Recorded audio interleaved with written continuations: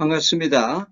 11월 첫 금요 기도회 여러분들 뵙게 돼서 반갑습니다. 오늘은 하나님의 초점은 구원에 있다라는 제목으로 바이블 타임 11호 62쪽에서 63쪽으로 여러분들과 나누겠습니다.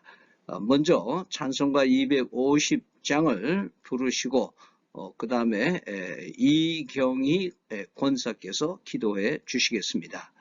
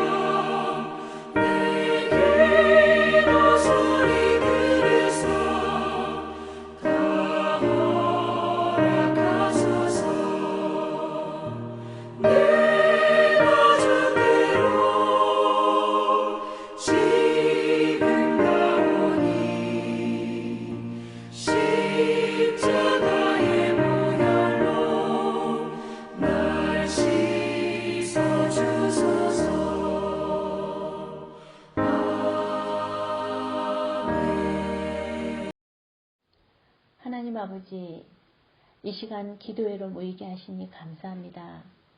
한 주간 지켜주신 가운데 주님 뜻대로 살지 못하고 염려와 근심하며 죄로부터 자유하지 못했던 삶을 고백합니다.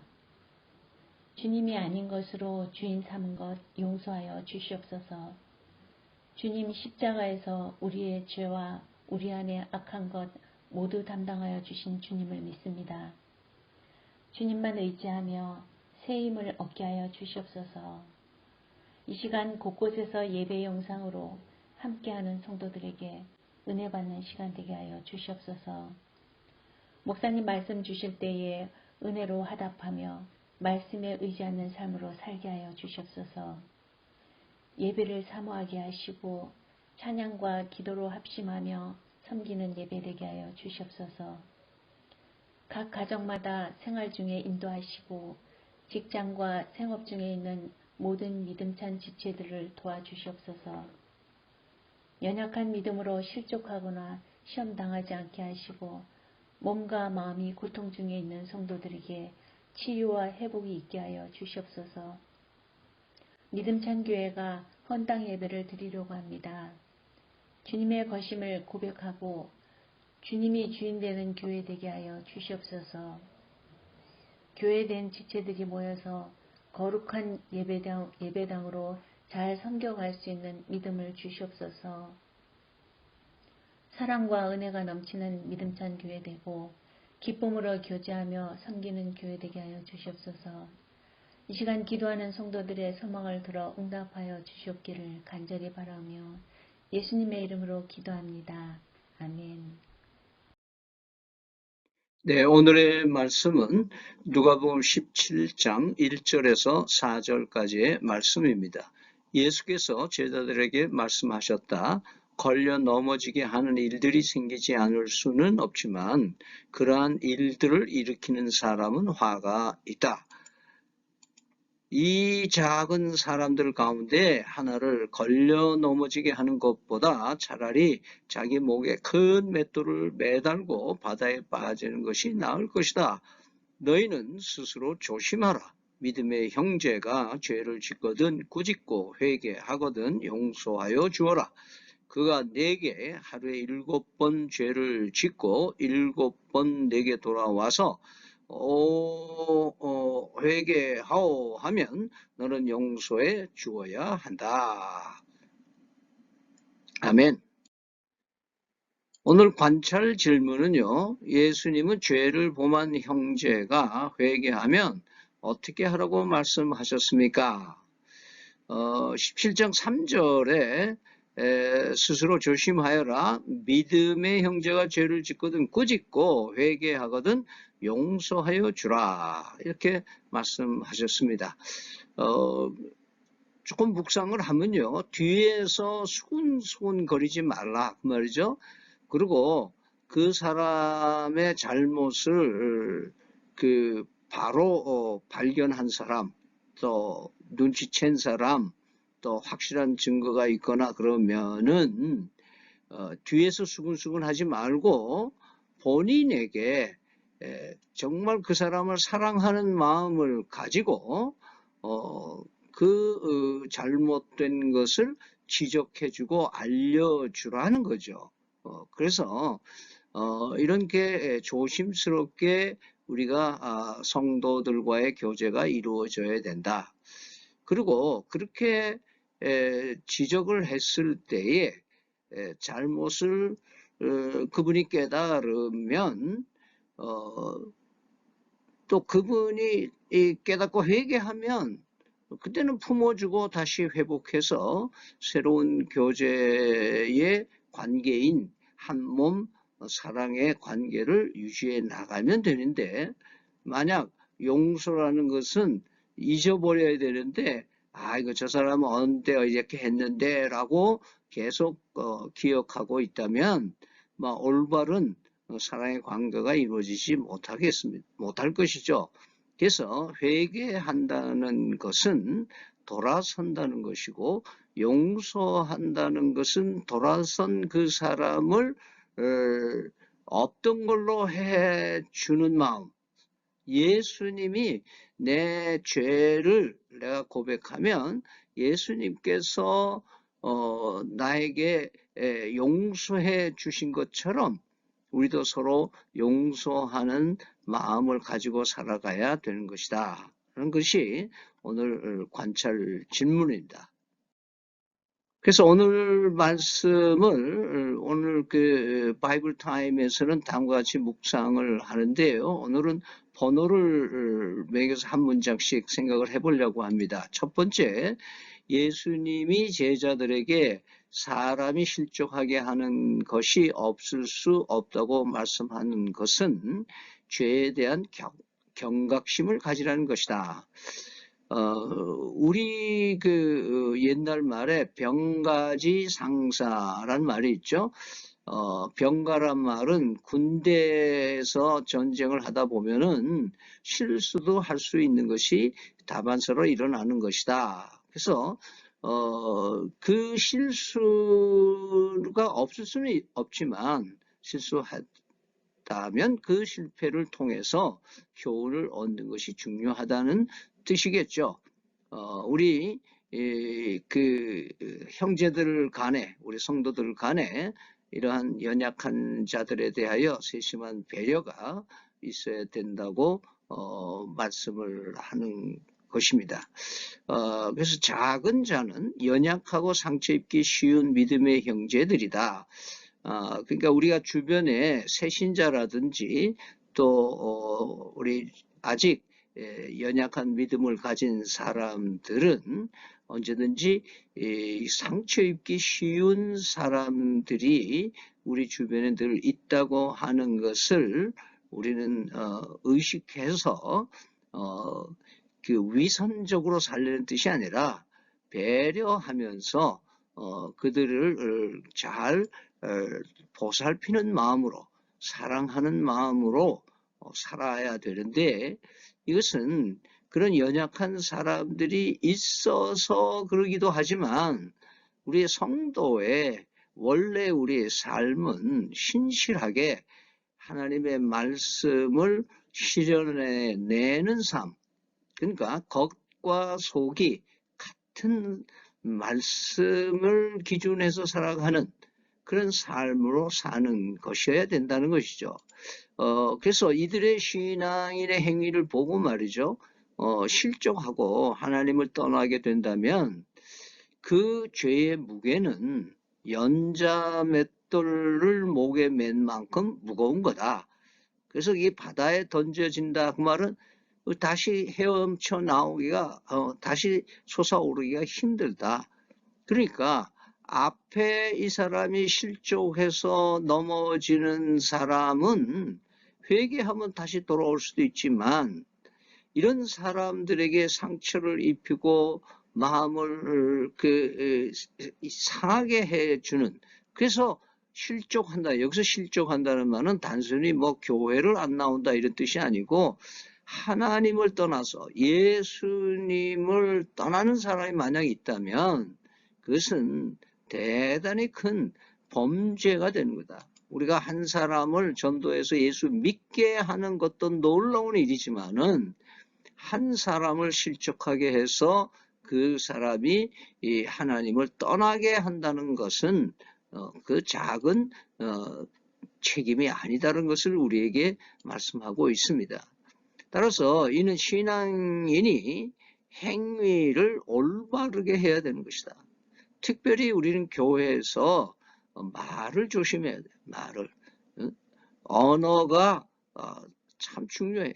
그래서 그 언어 생활 중에서도 우리가 다른 사람이 잘못을 범했을 때에 엄하게 경고해야 되는데 경고한다는 이 말을 잘못 해석하면 공개적으로 막 대놓고 그 사람이 뭐가 잘못했다 하고 이 사람 저 사람 입을 통해서 전달돼서 나중에 꼼짝 못하게 만드는 것이 아니라 개별적으로 찾아가서, 그래서 마태복음에 보면은 예수님께서 누가 잘못하면 그 사람 혼자 가서 권하고, 혼자서 말 안 들으면 또 두세 명이 가서 얘기도 하고, 안 되면 장로님하고도 같이 얘기하고, 만약에 그래도 안 맺으면 너희들이 출교를 시켜라, 뭐 너희들 교제를 끊어라, 이런 말씀을 하신 적이 있습니다. 따라서 우리는 우리의 성도의 생활 중에 죄를 범한 성도를 위해서 어떻게든지 하나님으로부터 떠나지 않도록 해야 되는 게 중요합니다. 그래서 그게 그 교제예요. 그래서 하나님께서는 우리의 죄의 경고, 우리가 하는 경고를 듣고도 회개하지 않는 것은 그 사람의 책임이다 이거예요. 그래서 내가 지적을 안 해서 그 사람이 내가 이거 하는 잘못인지 아닌지 모르고 그냥 지났다면은 그것은 경고하거나 지적해주지 않는 사람의 책임이 되지 않겠어요? 그러니까 정말 그 사람을 사랑으로 얘기를 해줘서 그 사람이 이렇게 살면 안 되는구나. 하나님이 성경을 가지고 말씀도 하시지만 이게 주변의 성도들을 통해서도 나에게 말씀하시는 것을 겸손하게 받아들이고 내가 참 하나님 잘못했습니다. 또 성도들에게 내가 잘못했습니다. 이렇게 회개하고 하나님께로 돌아오고 형제의 교제를 회복하는 것을 말씀을 하시는 것입니다. 그런 의미에서 만약 그가 죄의 경고를 듣고 진심으로 인정하고 회개하면 아까 우리가 관찰 질문에서 얘기했듯이 또 잘못하고 똑같은 가지고 또 회개하고 뭐 이렇게 하면 우리는 보통 3~4번이다 이렇게 얘기하지만 7번이라도 해주라 이 말은 횟수를 얘기하는 게 아니라 무한정을 얘기해. 7번은 완전 숫자잖아요. 그러니까 뭐 언제든지 회개할. 왜냐하면 하나님은 모든 사람이 구원받기를 원하시기 때문에 그래요. 이게 다른 말로 말씀을 풀면은 하나님은 모든 사람의 죄를 용서해 주시기를 원하시는 거예요. 그래서 예수 그리스도의 십자가를 통해서 우리를 용서해 주시기를 원하신 그 애틋한 마음, 우리를 사랑하는 그 마음, 그 용서해 주시고 싶어 하는 마음이 얼마나 간절하면 자기 친아들을 십자가에서 못 박기까지 우리를 용서해 주시기를 원하셨겠느냐 이 말이에요. 그런데 우리는 하나님의 용서하심이 믿어지지 않을 때가 많아요. 그래서 우리는 내가 이런 걸 잘못했습니다. 그리고 예수님 이름으로 기도합니다. 그리고 고백을 했으면 그는 미쁘시고 의로우셔서 우리를 깨끗하게 해주신다는 걸 믿고 할렐루야 아멘 하고 나는 이제 새로워졌다. 이런 마음을 가지고 살아야 되는데 우리는 자꾸만 용서를 비는 거예요. 또 잘못했어. 또 잘못했습니다. 우리가 집안에서 어머니, 아버지에게 잘할 때 뭐 하나 잘못했으면은 한 번에 그래 괜찮아 그러면 끝나지. 엄마 또 잘못했어요. 괜찮다니까. 또 잘못했어요. 이런 것도 했어요. 괜찮다 그랬잖아. 하나님은 우리의 죄를 기억도 하지 않으신다고 하셨어요. 우리를 용서하고 싶은 마음이 내가 용서받고자 하는 것보다 훨씬 크다는 것을 여러분 마음에 품고 나를 하나님이 그렇게 용서해 주는 그 용서의 은혜를 받았기 때문에 다른 사람을 향한 용서한 마음이 열려 있어야 된다고 말씀하시는 겁니다. 나눔 질문의 1번을 보면은 나의 행위를 보고 만약 작은 자가 실족을 했다면 하나님께 뭐라고 말씀드리겠습니까? 이런 제목이에요. 이거 참 많이 찔리죠? 사실은 그런 일들을 만약에 했고 그것이 내가 인식되어진다면 저는 제가 하는 키워드가 하나 있어요. 죽을 죄를 지었습니다. 불쌍히 여겨 주시옵소서. 이렇게 기도를 합니다. 여러분들마다 또 다른 기도가 있겠습니다만 저는 그렇게 기도를 하고 있습니다. 두 번째, 믿음의 형제가 죄를 반복적으로 범할 때 내가 그 형제를 위해 해야 할 일은 무엇입니까? 늘 기도해야 되겠죠. 그 사람을 두고 기도를 하고 하나님 저에게 기회를 주십시오. 저 사람이 기분 나쁘지 않게 내가 경고하고 말해 줄 수 있는 기회를 달라고 기도하고 그리고 그 사람을 사랑하는 마음을 달라고 해서 내가 비난하거나 그 사람을 낮춰보기 위해서, 그 사람 없이 여기기 위해서 말하는 게 아니라 정말 그 사람도 감동을 받을 수 있도록 말할 수 있는 기회를 주시고 그런 입술의 말을 달라고 우리 기도해서 나도 하나님 앞에 큰 은혜를 받고 그분에게도 새로운 삶을 살아갈 수 있는 기회로 우리가 사랑을 실천해 내야 될 것입니다. 시모스라는 사람은 그의 책에요, 정오의 강풍이라는 제목의 책 속에 이런 이야기를 남겼습니다. 건축 기사인데요, 피어 홈이라는 사람입니다. 그 사람은 세계 도처에서 많은 다리와 터널들을 건설하는 그 토목 기사였는데요. 큰 명성을 얻었지만은 질병에 시달리고 실패하게 돼서 할 수 없이 사랑하는 아내와 외동 딸을 데리고 고향으로 농촌으로 왔습니다. 그런데 그 농촌의 작은 마을에 옛날부터 유명한 몰인정한 아주 못된 아주 괴팍한 노인이 살고 있었습니다. 그런데 그 노인을 닮아서 그런지 그 집에 사나운 개가 길러지고 있었는데 이 동네 사람들은 날마다 거기 그 영감님한테 아이고 개 좀 묶어 놓으세요. 너무 위험해요. 뭐 지나가는 사람마다 뭐라 그러는데도 불구하고 이 노인네는 아랑곳하지 않았습니다. 그런데 어느 날 참 이 불행한 일이 생겨났는데 바로 피어홈 그 외동 딸이 이 개에게 물려서 죽게 됩니다. 그러자 동네 사람들은 일제히 이 영감님, 못된 영감 말이지, 기어이 이 죄를 저질리고 사람을 죽였다고 외톨이를 만드는 거예요. 근데 봄철이 돼서 이제 밭을 갈고 종자를 심어야 되는데 노인이 종자 가게를 가니까 종자를 안 파는 거예요. 당신 가지 못된 영감님한테 우리가 왜 종자를 파느냐? 그 이웃집에 다니면서 종자를 구하러 다니는데도 아무도 빌려주지도 않는 거예요. 물론 염치가 없으니까 피어홈 집에는 오지도 못한 거겠죠. 그런데 그 광경을 보던 피어홈은 어느 날 아침에 일찍 일어나 광에 가서 자신이 쓸 씨앗을 한 대 중에 반대를 덜어내 가지고 열심히 노인의 밭에 가서 씨를 뿌려줬다는 거예요. 그래서 노인의 밭은 파릇파릇하게 그 농사 지어가고 피어홈의 밭은 한 절반 정도는 싹이 났는데 절반 정도가 맨 땅으로 남아있게 되었다. 그래서 많은 동네 사람들이 원수를 사랑하는 피어홈 참 훌륭한 분이다.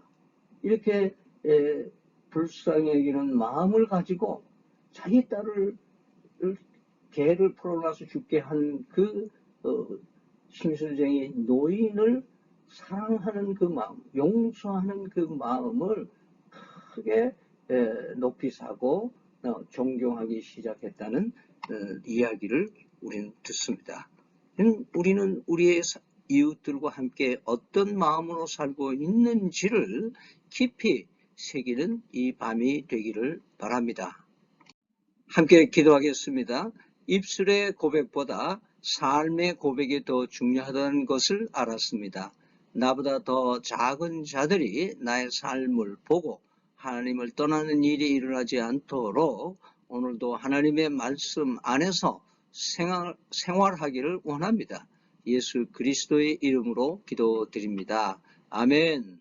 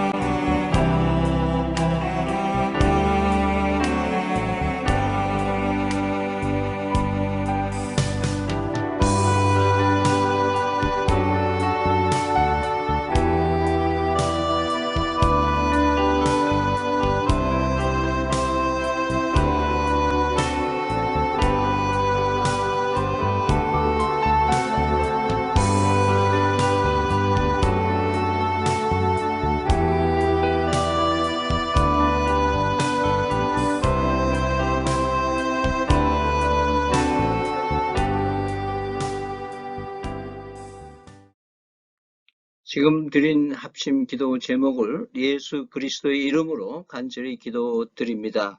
아멘. 이제 주기도문으로 마치겠습니다. 하늘에 계신 우리 아버지여, 이름을 거룩하게 하옵시며 나라의 임하옵시며 뜻이 하늘에서 이루어진 것 같이 땅에서도 이루어지이다. 오늘날 우리에게 일용할 양식을 주옵시고 우리가 우리에게 죄 지은 자를 사하여 준 것 같이 우리 죄를 사하여 주옵시고 우리를 시험에 들지 말게 하옵시고 다만 악에서 구하옵소서. 대개 나라와 권세와 영광이 아버지께 영원히 있사옵나이다. 아멘. 감사합니다. 축복합니다. 사랑합니다. 함께 해주신 여러분, 이제 다음 주일날 뵙겠습니다. 건강하십시오.